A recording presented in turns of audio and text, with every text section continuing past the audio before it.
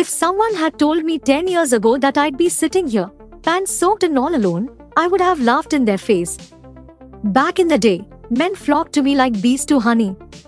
I was the most desirable sight in town, drawing in cowboys and office clerks alike.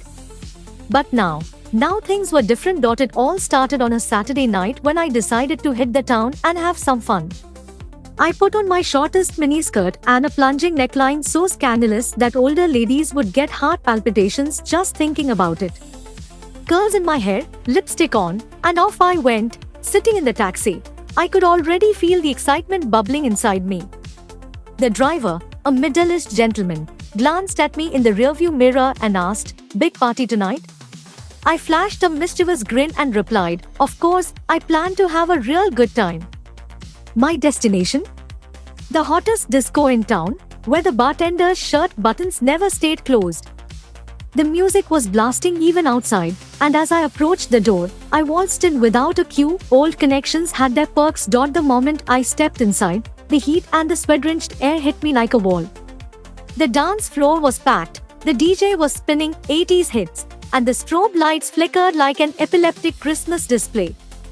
Behind the bar, the bartender juggled bottles like a circus act, serving cocktails that looked like they could explode at any moment. I ordered a drink, found a corner table, and began scanning the room for potential prey. The young men stood around, hair slicked back with gel, their shirts barely covering their bare guts. Just as I was about to start a flirtatious eye game with a promising candidate, someone crashed into me from behind, sending my drink flying straight onto my lap. And there I was, sitting with my pants soaked in alcohol, smelling like a distillery. The man who bumped into me didn't even bother to apologize. Instead, he strutted straight to the bar, ordered another drink, and carried on as if nothing had happened. Meanwhile, I frantically tried to dab myself dry with napkins, but it was a lost cause. The night was officially ruined. I attempted to resume my hunt, but every promising prospect either vanished or ignored me completely. It was as if someone had sprinkled some kind of man-repellent powder over me. At the next table, some woman threw herself onto a guy's lap, and they started making out like there was no tomorrow. The dance floor turned chaotic. Someone tripped and spilled an entire tray of drinks onto another person's lap. A shouting match ensued, and for a moment, it seemed like fists might start flying. The bartender just shrugged and continued flipping bottles in the air. Eventually, I decided to call it a night. Stepping outside, I realized it was pouring rain, and of course, I didn't have an umbrella. As I stumbled along the cobblestone streets in my heels, I failed to notice a massive puddle right in my path and walked straight into it. Water splashed up my legs, spreading its cold embrace even further. Just when I thought things couldn't get any worse, a drunken fool staggered into me, sending me tumbling backward into the nearest muddy puddle. "Sorry," he slurred before vanishing into the night.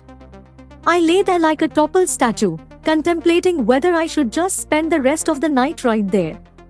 Eventually, I dragged myself up and limped home. As I finally reached my front door, reality hit me like a ton of bricks. Where were the days when men would follow me like lost puppies? Where were the nights when I could pick and choose my company as I pleased? And above all, where the hell were all the men now? Standing there, drenched in the rain, alone, pants soaked, I realized the truth. The times had changed. I was no longer the hottest cat in town, just another soggy woman on a dark street. But damn it, next week I'm trying again. If someone had told me 10 years ago that I'd be sitting here, pants soaked and all alone, I would have laughed in their face. Back in the day, men flocked to me like bees to honey. I was the most desirable sight in town, drawing in cowboys and office clerks alike. But now things were different. It all started on a Saturday night when I decided to hit the town and have some fun. I put on my shortest miniskirt and a plunging neckline so scandalous that older ladies would get heart palpitations just thinking about it. Curls in my hair, lipstick on, and off I went, sitting in the taxi. I could already feel the excitement bubbling inside me. The driver, a middle-aged gentleman, glanced at me in the rearview mirror and asked, "Big party tonight?" I flashed a mischievous grin and replied, "Of course, I plan to have a real good time." My destination? The hottest disco in town, where the bartender's shirt buttons never stayed closed. The music was blasting even outside, and as I approached the door, I waltzed in without a cue. Old connections had their perks. The moment I stepped inside, the heat and the sweat-drenched air hit me like a wall. The dance floor was packed, the DJ was spinning 80s hits, and the strobe lights flickered like an epileptic Christmas display.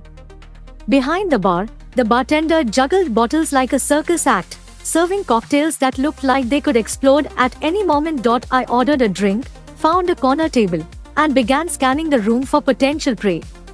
The young men stood around, hair slicked back with gel, their shirts barely covering their bare guts.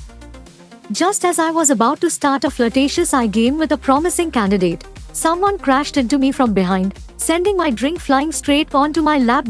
And there I was, sitting with my pants soaked in alcohol, smelling like a distillery. The man who bumped into me didn't even bother to apologize. Instead, he strutted straight to the bar, ordered another drink, and carried on as if nothing had happened. Meanwhile, I frantically tried to dab myself dry with napkins, but it was a lost cause. The night was officially ruined. I attempted to resume my hunt, but every promising prospect either vanished or ignored me completely. It was as if someone had sprinkled some kind of man-repellent powder over me. At the next table, some woman threw herself onto a guy's lap, and they started making out like there was no tomorrow. The dance floor turned chaotic, someone tripped and spilled an entire tray of drinks onto another person's lap. A shouting match ensued, and for a moment, it seemed like fists might start flying. The bartender just shrugged and continued flipping bottles in the air. Eventually, I decided to call it a night. Stepping outside, I realized it was pouring rain, and of course, I didn't have an umbrella. As I stumbled along the cobblestone streets in my heels, I failed to notice a massive puddle right in my path and walked straight into it. Water splashed up my legs, spreading its cold embrace even further. Just when I thought things couldn't get any worse, a drunken fool staggered into me, sending me tumbling backward into the nearest muddy puddle. "Sorry," he slurred before vanishing into the night. I lay there like a toppled statue, contemplating whether I should just spend the rest of the night right there. Eventually, I dragged myself up and limped home. As I finally reached my front door, reality hit me like a ton of bricks. Where were the days when men would follow me like lost puppies? Where were the nights when I could pick and choose my company as I pleased? And above all, where the hell were all the men now? Standing there, drenched in the rain, alone, pants soaked, I realized the truth: the times had changed. I was no longer the hottest catch in town, just another soggy woman on a dark street. But damn it, next week I'm trying again.